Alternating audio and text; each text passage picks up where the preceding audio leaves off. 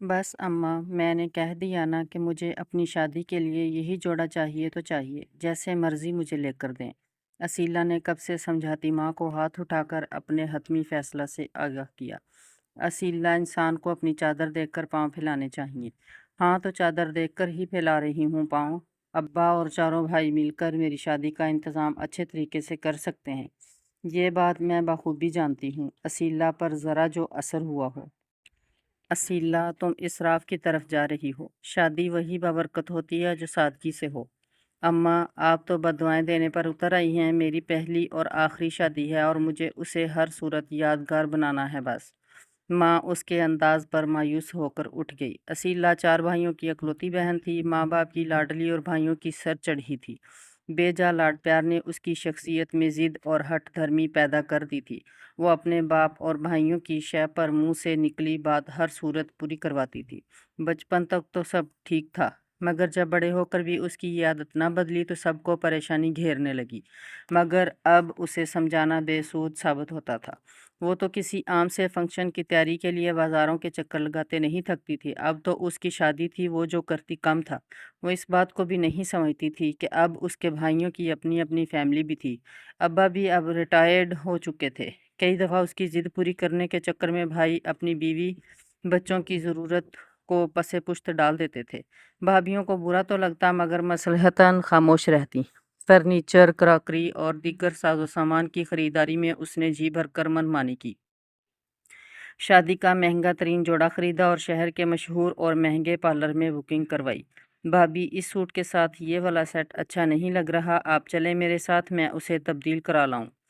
अम्मा, आज मेरी पार्लर में अपॉइंटमेंट है, आप मेरे साथ चलें, सारा दिन लगेगा। अम्मा, आज मेरी सहेलियां आएंगी ब्राइडल शावर के लिए। आज मेरी फलां सहेली की तरफ मेरी माइयों पार्टी है। अल्लाह जाने कहाँ कहाँ के फंक्शन और रस्में थी जो ख़त्म होने का नाम नहीं लेती थी।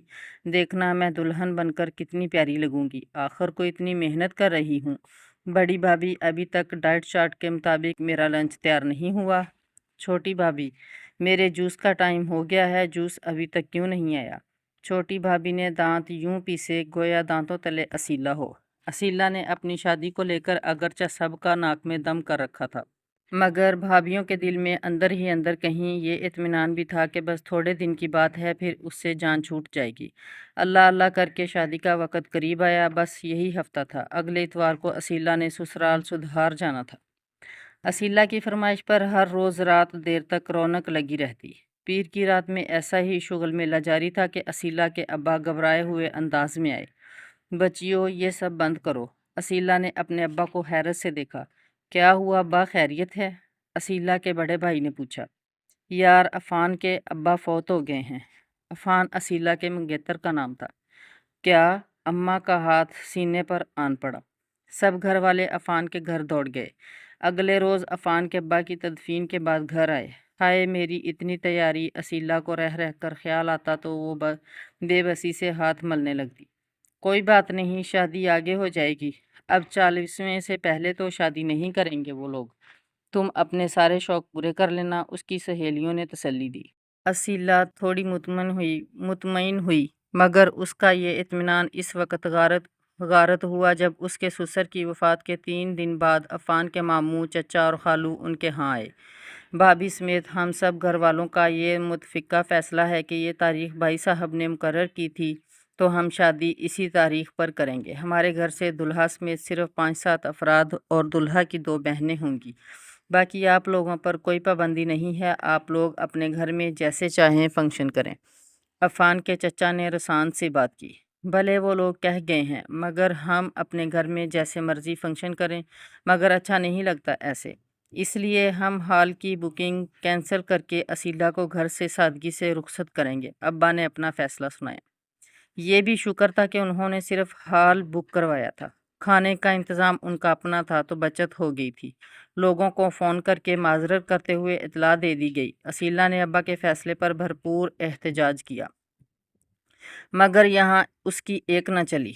उसने सादगी से रुखसत होने से इनकार करके बहुत शोर और रोना धोना मचा दिया। शुक्र करो उन्होंने ये कहकर शादी से इनकार नहीं कर दिया कि लड़की मनहूस है जो आने से पहले अपने ससुर को खा गई।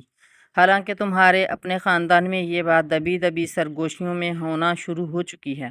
وہ لوگ اچھے ہیں جو اپنی زبان کا پاس رکھ کر اتنا بڑا غم دل میں چھپائے تمہیں رخصت کروانے آ رہے ہیں، اور تمہارے مزاج نہیں مل رہے۔ جب اسیلہ کسی صورت قابو نہ آئی تو اماں نے اسے جھنجھوڑ کر باور کروایا۔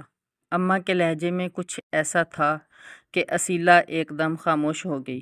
اتوار کا دن آیا اور اسیلہ سادگی سے رخصت ہو کر سسرال چلے گئی۔ اس کا مہنگا جوڑا، پارلر کی بکنگ اور سارے پروگرام دھرے کے دھرے رہ گئے۔